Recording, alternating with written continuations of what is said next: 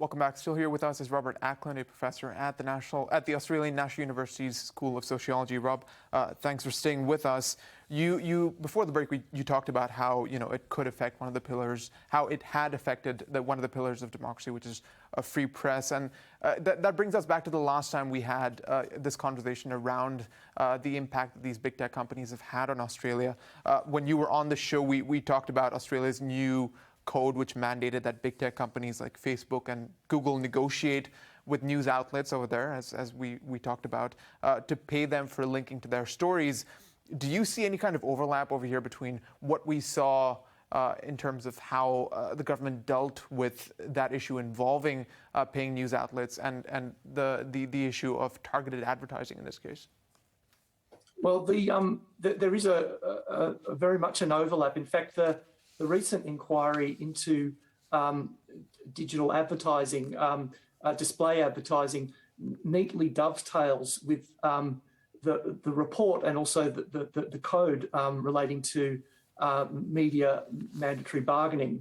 So what the mandatory bargaining code aimed to do was to pay the publishers, so for example, news websites, for the content that the digital platforms such as Google and YouTube, Google and Facebook were monetizing. And so this new inquiry is relevant to that because it then takes a step back and says, well, suppose with this code, we've helped to address this imbalance. So the news providers are able to then monetize, or gain some of the revenue that has been monetized via the digital platforms. But the question is this digital display advertising market operating competitively? And the conclusions are that it's not. And the big problem is the role of Google. So why this is an inquiry report at the moment, but what the ACCC is recommending, it's making a lot of recommendations, and there will be an expectation and a hope that this will result in code that will help the government to then shed light onto the display advertising market and also promote competition. I mean, Google didn't directly, as far as we know, Google hasn't directly addressed this issue of ad dominance, but it did say that it supported tens of thousands of jobs in the country. It's also contributed to billions as far as, the economy is concerned. Do you think that will weigh at all on the government's decision to sort of, treat it leniently on this issue? No, I don't think so. I mean, I think the government will take account of all of the evidence. And, I think the evidence is quite overwhelming that there is an issue in this space.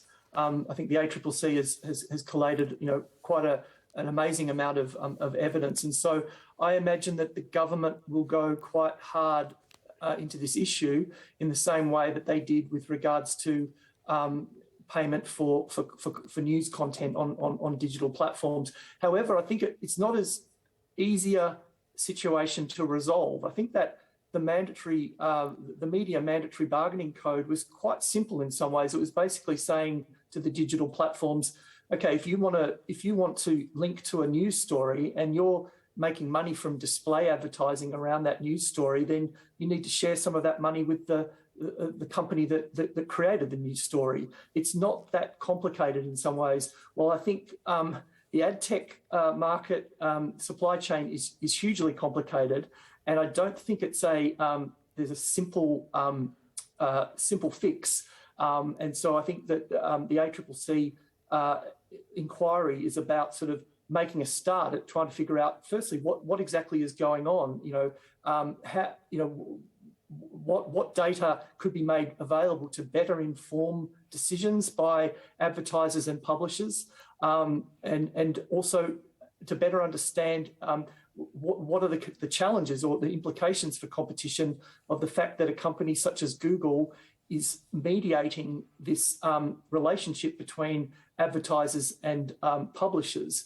And not only that, Google also have a competitive advantage because of their ability to collect first-party data which is highly relevant to the ad tech services that they're also using or running.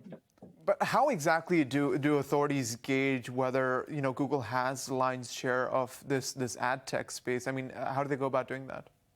Well, I mean, the ACCC report was quite. It did note the fact that data are sometimes hard to find, and that's one of the recommendations is to improve transparency in terms of what is being paid for ad tech services, and that's not in relation just to Google. That's in relation to all of the players in the ad tech space. But I think the headline for me, the headline piece of information about the dominance of Google in ad tech was that in 2020 it was found that 90% of ad impressions somehow passed through, or Google services were related to or connected to 90% of ad impressions that occurred in Australia in 2020. And so that it indicates the extent to which Google is dominant in this sector. You brought up ad impressions. What exactly are they for our viewers, and how do they work? Well, an ad impression is a way of quantifying how many, a visit, or I'll start again. An ad impression is a way of quantifying the display of an ad to a person. So if I'm on a website and I see an advertisement, that's an ad impression. And so what the price of ad impressions, it's generally quoted in terms of per 1,000 ad impressions.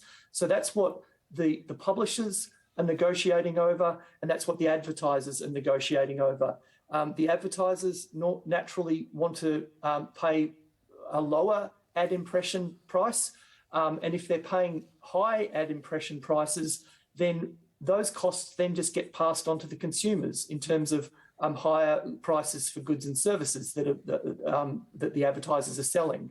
On the publisher's side, they've obviously got an interest in minimising the the price per ad impression, and if the publishers are not, so they have an interest in maximising, I should say, the price per ad impression.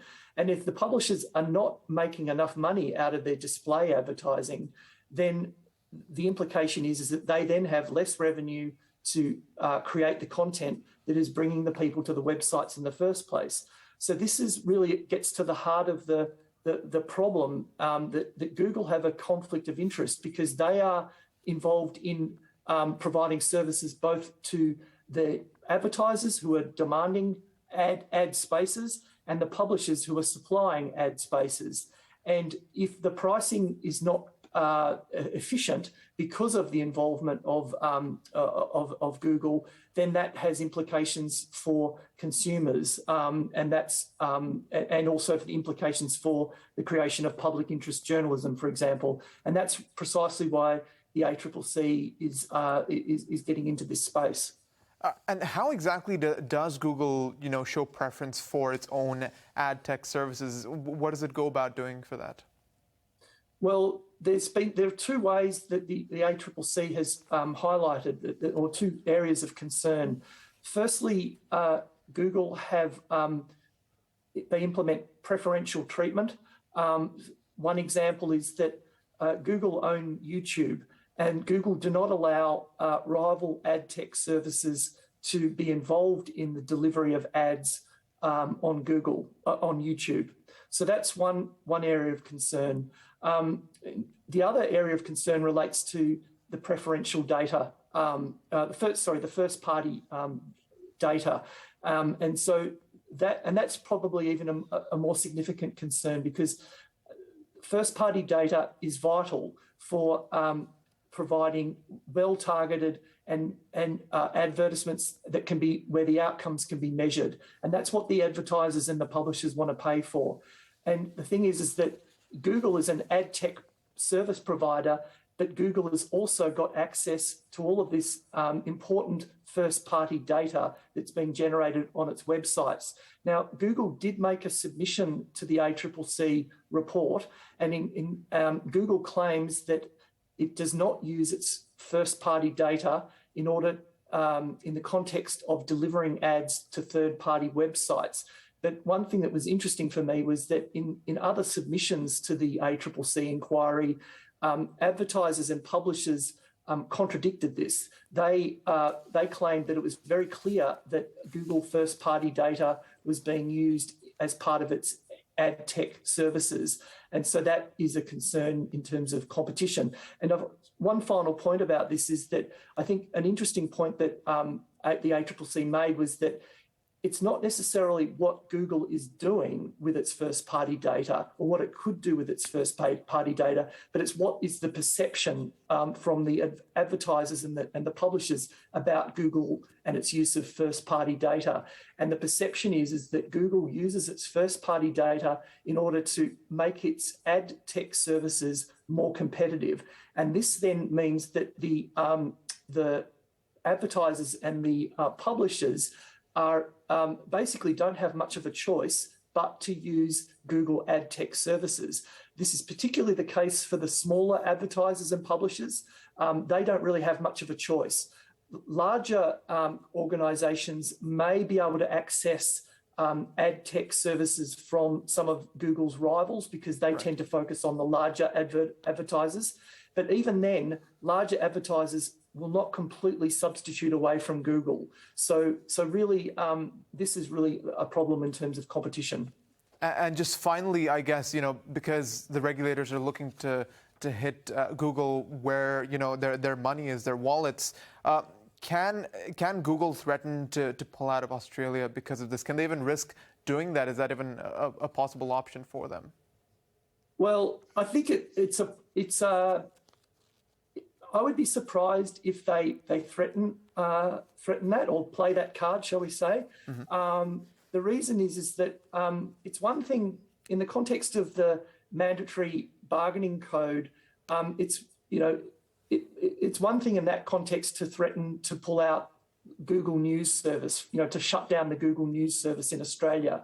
Right. I don't think the Google News service really accounts for a big part of Google's revenue. Right. So it wouldn't be a big hit to them to if they had decided to shut it down. I mean, in the end, they came to the table. So they with regards to that code. Mm-hmm. But also similarly, it's not that hard for them just to shut down a service. Right. When it comes to ad tech, it's so deeply a part of their business model. It would be very difficult for them to shut it down. And also, it's hugely important to their business model, not just in Australia, but in the rest of the world. And so I think for that reason, Google will be playing their cards very carefully here in order to not set precedents. But on the side of the ACCC and the Australian government, they clearly mean business as well. So I think it's going to be a very interesting space to watch. And watch we will. Thanks so much, Robert, for speaking to us. Really appreciate your time. Thank you. All right, that's it from us here on All About Money. We'll see you again next week.